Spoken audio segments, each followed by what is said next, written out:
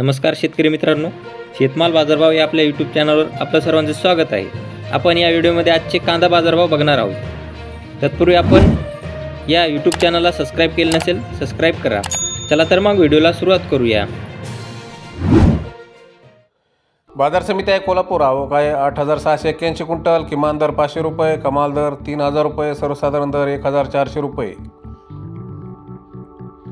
पुढील बाजार समिती अकोला। आवक आहे 563 क्विंटल। किमान दर 900 रुपये, कमाल दर 2000 रुपये, सर्वसाधारण दर 1600 रुपये।